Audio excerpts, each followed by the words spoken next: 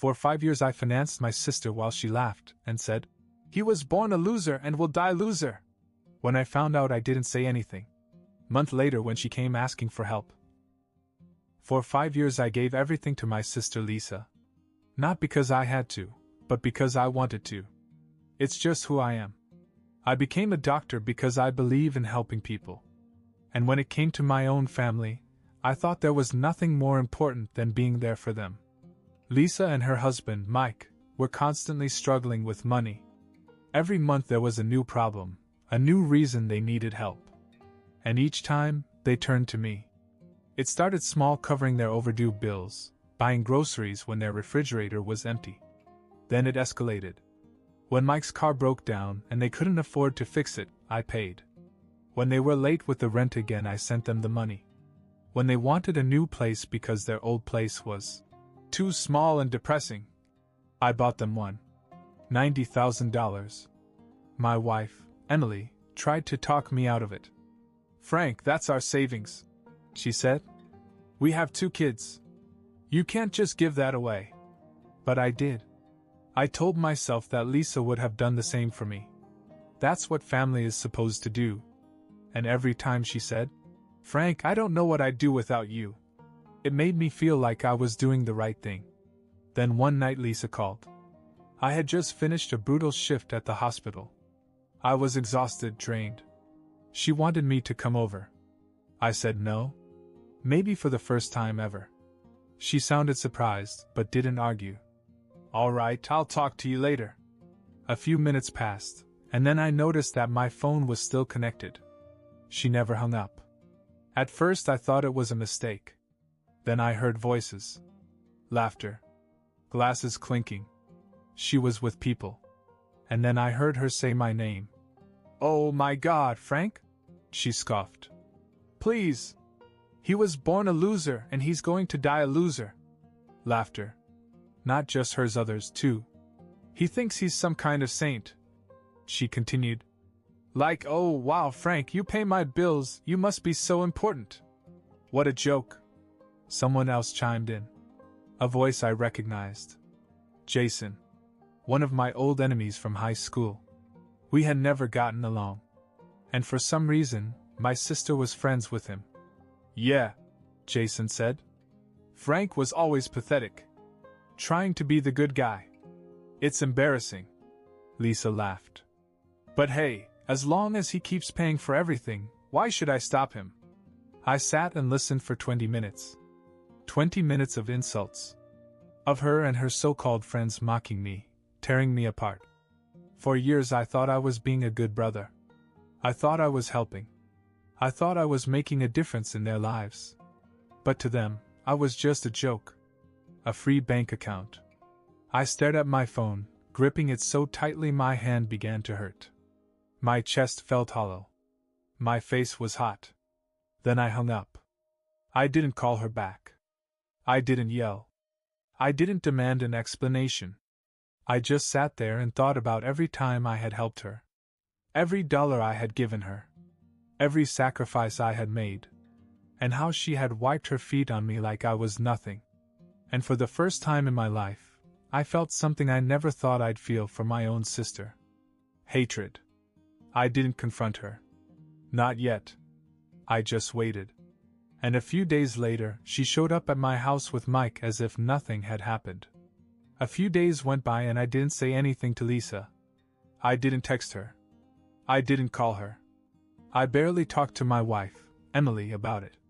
I just kept replaying the conversation in my head, over and over. Every word, every laugh. I wanted to believe that I had misheard. That maybe I had taken it out of context. But I knew what I heard.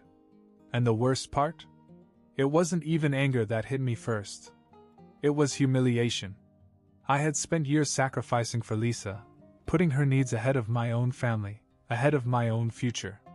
And all the while, she saw me as pathetic. Then, as always, she showed up unannounced. Lisa and Mike pulled into my driveway like they owned the place. No warning, no asking if we were home or busy. That was just the way they were. For years, they'd come over whenever they wanted, sit at our table, eat our food, and expect me to drop everything for them. And for years I let them. Emily was the first to see them through the window. She sighed and looked at me. Are you going to say something? I shook my head. Not yet. I wasn't ready. I didn't even know what I wanted to say. The doorbell rang, and before I could even get up, Lisa and Mike came in as if they lived there. My son, Ethan, was in the living room playing video games. My daughter Sophie was in the kitchen with Emily. Lisa grinned as if nothing had happened. Hey, Frank. We were in the neighborhood, thought we'd stop by. Mike patted me on the shoulder. What's up, man?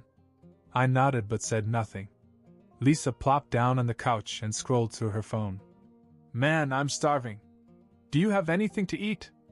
Emily turned from the kitchen. Actually, we were just about to go out. Lisa barely looked up. Oh, where? Just a family dinner, Emily said. The four of us.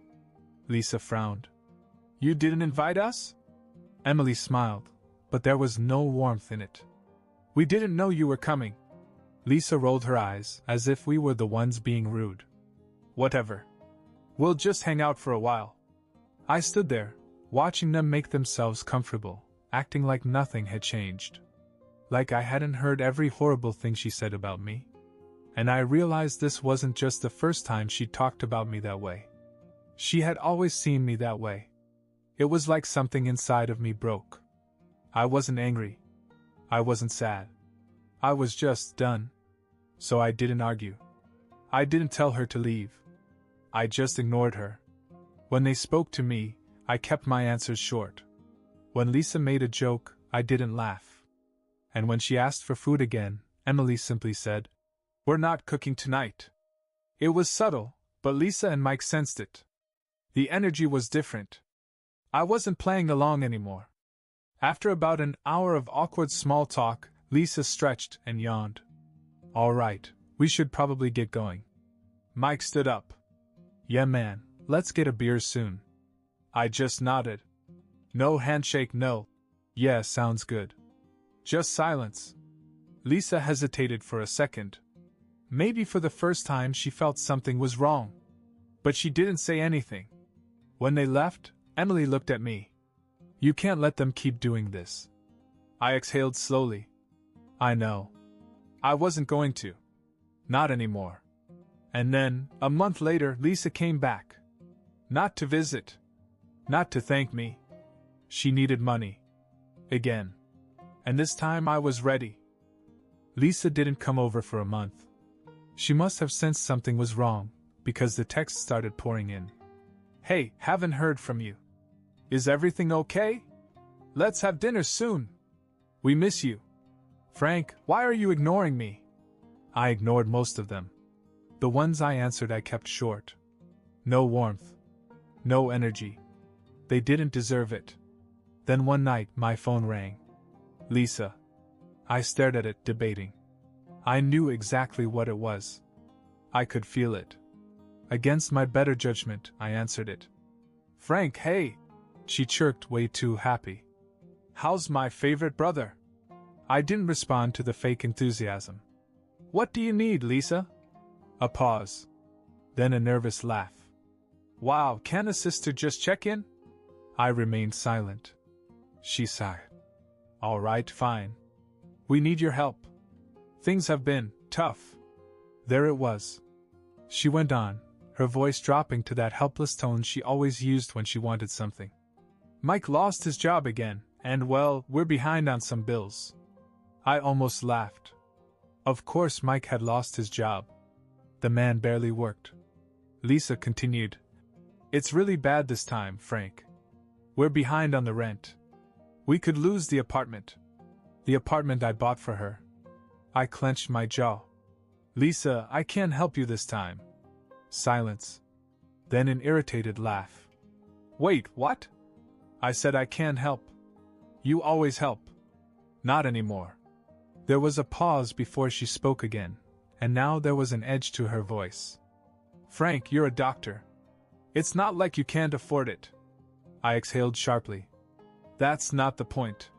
She laughed, but there was no humor in it. Oh my God, are you serious? You're just going to let your sister get kicked out? After all I've done for you? I almost dropped the phone. Everything she's done for me? I took a slow breath. Lisa, I heard you. She didn't say anything. That night when you accidentally called me and didn't hang up. I heard everything. You and your friends laughing at me. Calling me a loser. Saying I was pathetic. Still silence. Then she let out a breath and muttered. Oh, for fuck's sake. Frank, that was nothing. You're really mad about that. I felt something inside me crack. You're not even denying it, I said quietly. She moaned. Jesus, Frank. We were drinking. It was a joke. It didn't mean anything. It meant something to me. Another silence. Then she changed tactics, her voice softer now, pretending to be hurt. Frank, come on. You know I love you. You're my brother. No, Lisa, I said. I was your wallet. And now that the money is gone, you're playing the family card. She scoffed. Oh, so what? You're cutting me off over one stupid conversation. After all I've been through? You're being dramatic. No, I'm being realistic, I said. I should have cut you off years ago. She started to argue, but I hung up. I stood there, hands shaking, head pounding. Emily walked in, took one look at my face and said, What happened? She needs money. I mumbled.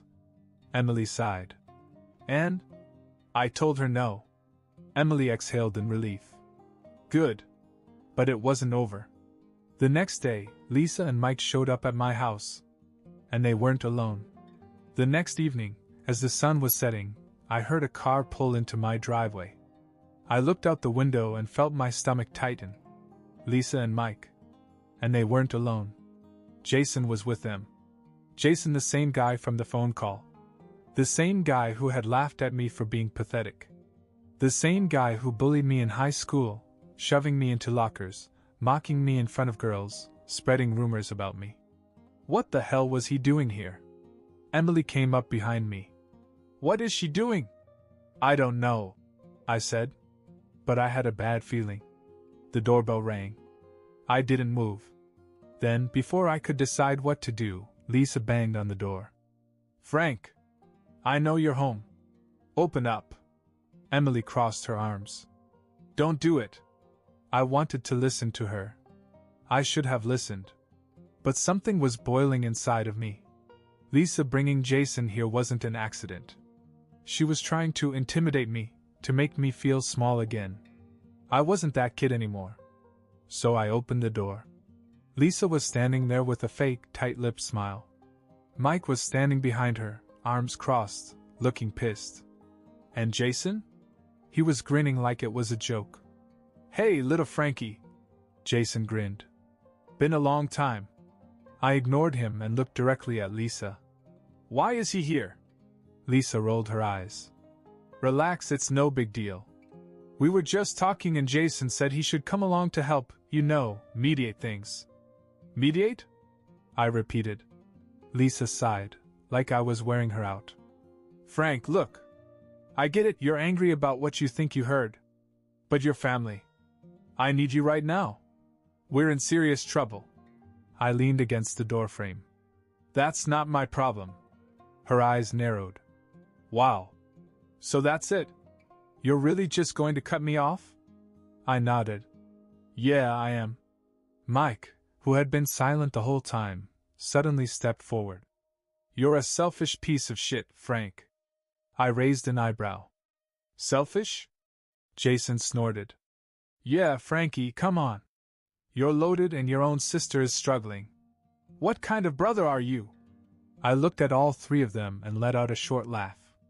You know what's funny?